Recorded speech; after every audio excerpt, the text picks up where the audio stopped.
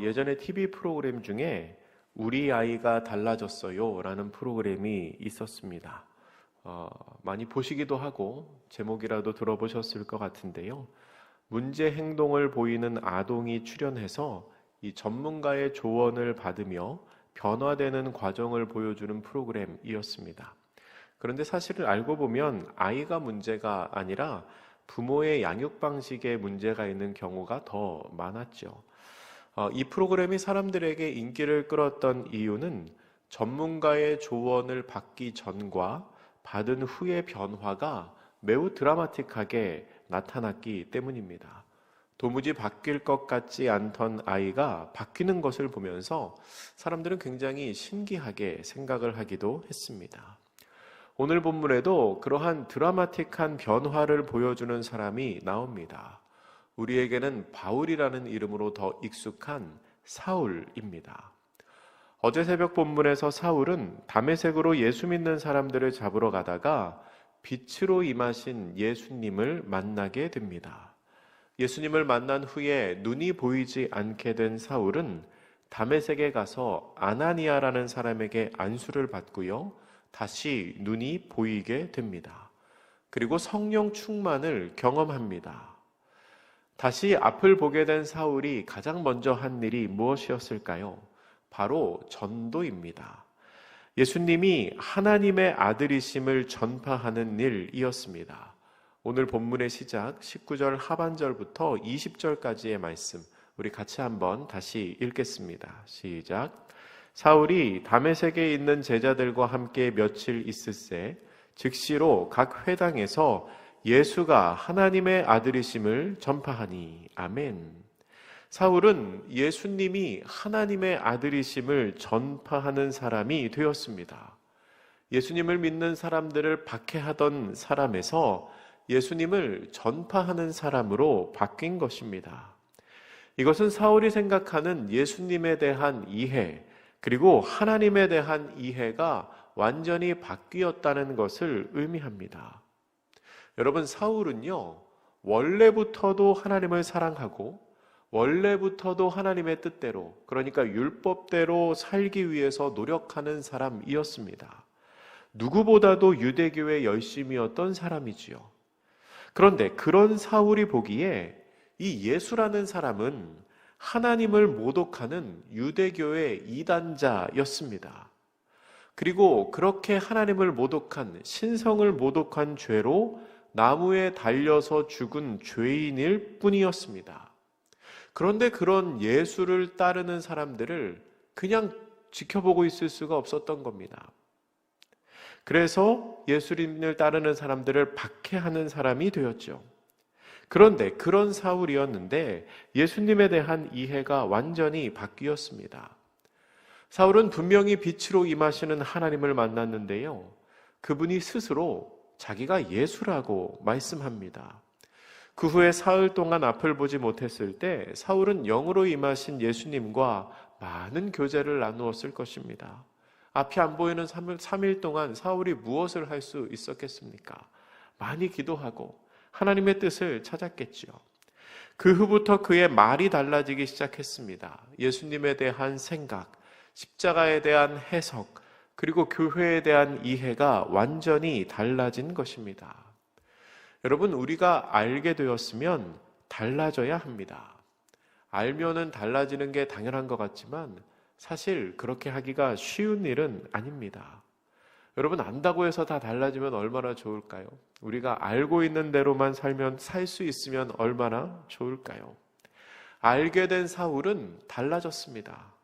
지금까지의 방향에서 돌이켜서 깨닫고 달라지고, 그리고 그 달라진 대로 살아가는 것이 회심이고 회개입니다.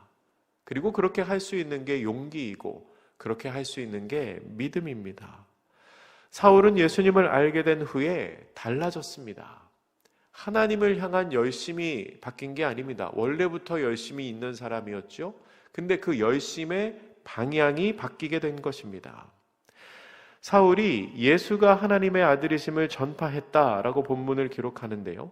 이 전파했다는 단어는 예수님께서 사역하셨던 모습을 연상시키는 단어입니다. 예수님이 공생애 하신 사역을 세 가지의 단어로 요약하면 이렇게 말하거든요. 가르치시고 전파하시고 고치시는 사역. 누가복음 4장 18절에 그 표현이 나옵니다. 가르치시고 전파하시고 고치시는 사역. 근데 사도행전을 쓴 이 누가는 같은 사람이 있었지요. 일부러 예수님의 사역에 사용되었던 그 단어를 이 사울이 하는 일에도 같은 단어로 사용한 것 같습니다. 누가는 지금 같은 단어, 전파했다는 단어를 쓰면서 사울이 예수님처럼 사역하고 있는 것을 보여줍니다. 더 정확히 말하면 예수님의 사역을 이어받은 제자라는 것을 독자들에게 알려주고 있습니다. 그런데 그런 사울의 모습을 보면서 사람들은 다 놀랍니다. 21절 말씀 우리 같이 읽어보겠습니다. 시작. 듣는 사람이 다 놀라 말하되 이 사람이 예루살렘에서 이 이름을 부르는 사람을 멸하려던 자가 아니냐. 여기 온 것도 그들을 결박하여 대제사장들에게 끌어가고자 함이 아니냐 하더라. 아멘. 저 사람 사울이 원래는 이 이름, 그러니까 예수의 이름을 부르는 사람들을 멸하던 사람인데 그 일을 위해서 여기 다메섹까지 온 사람인데 왜 지금 저 사람이 예수의 이름을 전하고 있느냐는 겁니다. 왜 예수가 하나님의 아들이심을 전하고 있느냐고 당황하면서 이야기를 합니다. 그 사람들로서는 너무나 놀라운 일이지요. 그런데 사람들이 놀라든 말든 상관이 없습니다. 그럴수록 사울은 더 전합니다. 22절 말씀입니다. 같이 읽습니다. 시작. 사울은 힘을 더 얻어 예수를 그리스도라 증언하여 다메섹에 사는 유대인들을 당혹하게 하니라. 아멘. 사람들이 놀라고 당혹스러워 하는데도 사울은 더 힘을 얻습니다. 더 힘을 얻었다. 그리고 이 이후에는 핍박을 당하면서도 더 열심을 냅니다. 여러분, 이게 상식적으로 가능한 일일까요? 사울에게는 어떻게 이런 상황에 더 힘을 내어 복음을 전하는 일이 가능할 수 있었을까요? 이게 가능한 이유는 사울이 힘을 얻는 동력이 사람들의 평가나 사람들의 시선이 아니기 때문에 그렇습니다. 사람들의 평가나 사람들의 시선이 중요한 사람들이 있습니다. 거기에서 힘을 내는 분들도 있지요. 그런데 사울은 그렇지 않았다는 겁니다. 사실 회심하기 전에도 그렇고요. 회심한 후에도 사울은 하나님을 바라보면서 하나님을 위한 일에 열심을 내는 사람이었습니다. 사울의 입장에서 보면 바뀐 게 없습니다. 이것도 똑같이 하나님을 위한 열심이죠. 자기가 다메섹에 오게 된 이유나 자기가 다메섹에서 예수가 하나님의 아들이라고 전하게 된 이유나 사울로서는 똑같은 겁니다. 사울의 입장에서 보면 여전히 자신은 하나님을 위한 일을 하고 있고요. 여전히 사람들의 평가는 중요하지가 않습니다. 그런데 하나님을 위해 하는 일은 똑같은데 그 일의 방향이 바뀌니까 우리 편인 줄 알았던 사람이, 우리 편이라고 생각했던 사람들이 당황하는 일이 벌어지는 겁니다. 유대인들로는 당혹스럽지요. 근데 사실 사울로서는 그러한 반응이 별로 중요하지는 않은 겁니다. 그 뒤에 나오는 본문 23절은 여러 날이 지나매라고 시작합니다. 이 여러 날이 며칠인지는 학자들 사이에 여러 가지 의견이 있습니다. 어떤 사람은 말 그대로 며칠, 여러 날이라고 설명하고요. 어떤 학자는 이 시간이 3년의 시간이라고 설명하기도 합니다. 갈라디아서 2장 17절과 18절에 보면 사울이 3년 뒤에 예루살렘에 올라가서 보름 동안 머물면서 베드로와 주의 형제 야고보를 만났다는 장면이, 그 기록이 있거든요. 그 기록에 따라서 이 여러 날이 3년이라고 설명하는 사람도 있습니다. 그리고 그 3년의 기간이 22절과 23절 사이라고 말하는 사람도 있고 26절과 27절 사이라고 말하는 사람들도 있습니다. 어찌됐든 사울은 유대인들에게 굉장한 미움을 사고 있습니다. 그래서 그들은 사울을 죽이기로 공모를 하고 밤낮으로 성문을 지킵니다. 결국 사울은 성문으로 나가지를 못하고 제자들에 의하여 광주리에 실려서 성벽에서 달아 내려와 몸을 피하게 됩니다. 이것은 아나니아가 사울에게 말한 16절 말씀, 오늘 본문 9장 16절이지요.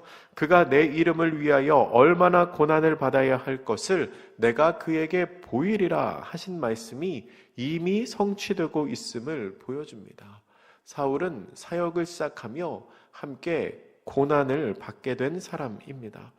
위험을 피한 사울은 예루살렘으로 갑니다. 그리고 그곳에 가서 제자들과 교제를 하려고 하지만 그곳에 있는 사람들도 다 사울을 두려워합니다. 본문 26절 말씀입니다. 우리 같이 읽습니다. 시작. 사울이 예루살렘에 가서 제자들을 사귀고자 하나 다 두려워하여 그가 제자됨을 믿지 아니하니. 아멘. 사울의 마음과는 달리 사울은 얼마나 그 제자들을 만나서 하고 싶은 이야기가 많았겠습니까?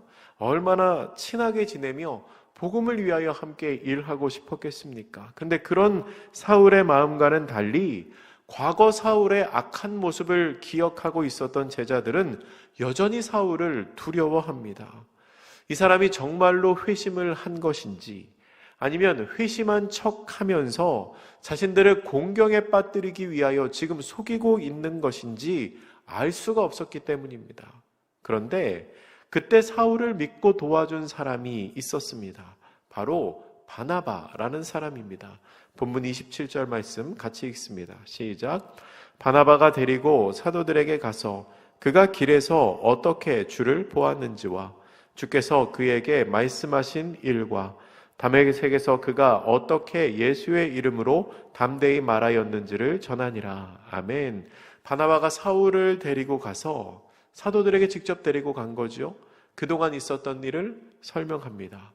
이 사람이 어떻게 예수님을 만났고 어떻게 주님께서 그에게 말씀하셨고 그리고 다메섹에서 그가 어떻게 복음을 전했는지를 사람들을 설득하면서 이야기를 합니다.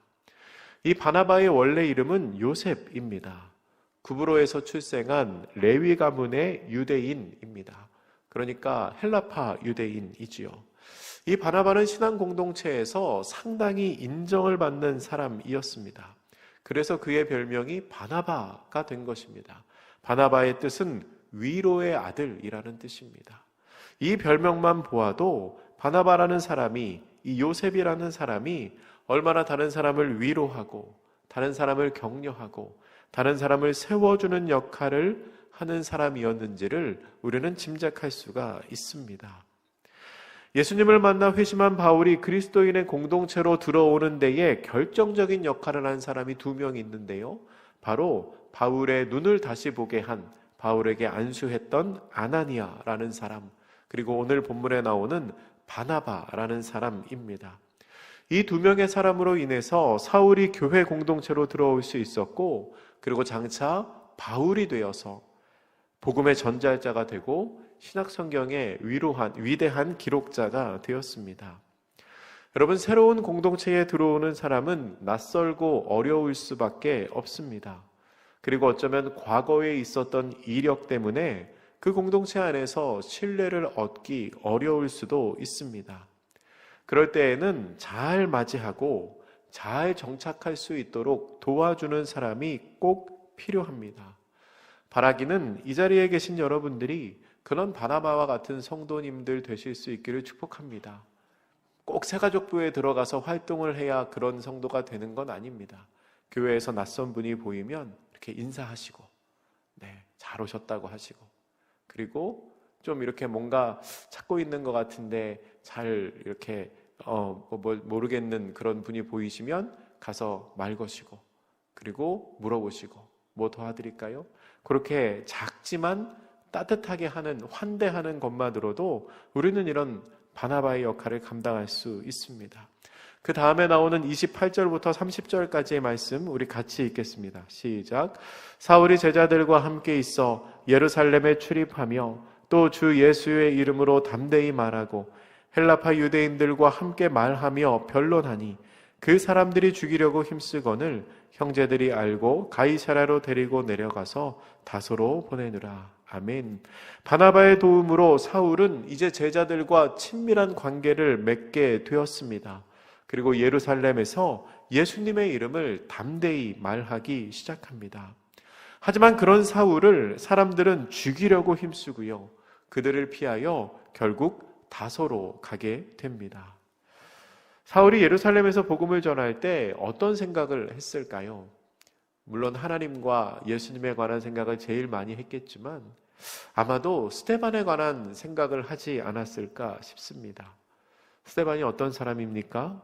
이곳 예루살렘에서 헬라파 유대인들에게 복음을 전하다가 순교를 당한 사람, 초대교회 첫 번째 순교자가 스데반입니다. 그리고 그 스데반이 순교를 당한 현장에 바로 이 사울이 있었습니다. 사울이 돌을 던지는 사람들의 옷을 담당하고 있었죠. 저 사람이 죄인이라는 것을 증거하는 사람이 바로 이 사울이었습니다. 근데 자기가 이제 그 복음을 전하는 사람이 된 겁니다. 아마 스데반이 많이 생각났을 것 같습니다. 그리고 어쩌면 그 스데반이 생각날 때마다 그래, 나도 그 사람처럼 복음 전하다가 순교해야겠다. 나도 복음 전하다가 순교해야겠다. 이제 스데반이 왜 그렇게 했는지를 나도 조금 알겠다 라고 생각했을지 모르겠습니다. 그런데 순교를 각오하며 전도하는 그 사울을 주변 사람들이 그냥 두지 않습니다. 주변의 제자들, 주변의 형제들이 그냥 보고만 있지 않습니다. 그래서 사울을 가이사랴로 피했다가 다소로 가도록 합니다. 다소는 사울의 고향입니다. 고향에 가면 조금 더 안전하게 피신할 수 있을 거라고 판단되어 고향으로 보낸 것입니다. 마지막 31절은 지금까지 진행된 이야기의 중간 결론 같은 말씀입니다. 지금까지 이제 초대교회가 이제 전파되고 예루살렘 그리고 유다를 지나 사마리아까지 그리고 사울이 회심하여 이제 복음의 전도자가 되기까지 이야기가 나오고 이후로는 이제 베드로의 이야기가 나오면서 또 다른 장면으로 바뀌게 되는데요. 우리 31절 말씀 같이 읽어보겠습니다. 시작. 그리하여 온 유대와 갈릴리와 사마리아 교회가 평안하여 든든히 서가고 주를 경외함과 성령의 위로로 진행하여 수가 더 많아지니라. 아멘. 이 그리하여는 7장 마지막에 나오는 스데반의 순교 이후에 지금까지의 모든 상황을 말하는 겁니다. 그러니까 모든 일, 모든 상황을 통하여 전도자들이 박해를 당하고 사울이 다소로 피난을 하고 하는 그 어려움 속에서도 여전히 교회는 하나님의 섭리와 인도 가운데 영적으로 숫자적으로 성장하고 있다는 겁니다. 그리고 평안하여 든든히 서갔고 하나님을 경외하는 사람들이 많아지고 성령님의 위로를 경험하는 사람들이 또한 많아지고 있다는 겁니다. 사도행전 1장 8절에서 예수님께서 명령하신 것처럼 하나님의 복음이 예루살렘과 유대를 넘어서 사마리아를 지나서 이제 땅끝까지 점점 확장되는 것을 이 사도행전은 보여주고 있습니다. 말씀을 정리합니다. 여러분, 사울의 변화는 굉장히 극적이었습니다. 복음을 박해하는 열정이 복음을 전파하는 열정으로 바뀌었습니다. 생명의 위협도 그것을 막을 수 없었습니다. 그 모습을 보며 우리가 기억하고 닮아야 할 것은 깨달았으면 삶의 방향이 바뀌어야 한다는 겁니다. 알게 되었으면, 믿고 회심하게 되었으면 삶의 방향이 바뀌어야 합니다. 그래서 우리는 늘 우리의 삶의 방향이 어디를 향해 있는지를 점검해야 합니다. 아무리 열정이 있어도 방향을 잃어버린 열정은 아무런 소용이 없기 때문입니다. 우리가 그렇게 주님의 뜻 안에서 올바른 방향으로 나아갈 수 있기를 축복합니다. 그렇게 올바른 방향, 한 방향, 같은 방향으로 나아가는 우리를 통하여 우리 대전도안교회가 평안하여 든든히 서가고 하나님의 은혜를 많이 경험하는 공동체가 될 것입니다. 그렇게 같은 방향으로 나아가고 주의 은혜를 많이 경험하는 복된 성도님들 되시기를 주님의 이름으로 축복합니다. 기도하겠습니다. 사랑의 하나님, 감사합니다. 이 새벽에 하나님의 말씀을 보며 우리가 하나님을 위한 열심, 하나님을 향한 방향으로 다시금 나아가기를 말씀 안에서 결단하게 하시니 감사합니다. 하나님, 우리가 그렇게 주를 향한 올바른 방향으로 나아가는 사람들 되게 하여 주시고 그 일을 통하여 우리 교회가 하나님이 기뻐하시는 공동체, 평안하여 든든히 서가며 하나님의 은혜를 많이 경험하는 공동체가 되게 하여 주시옵소서. 감사드리며 예수님의 이름으로 기도드립니다. 아멘.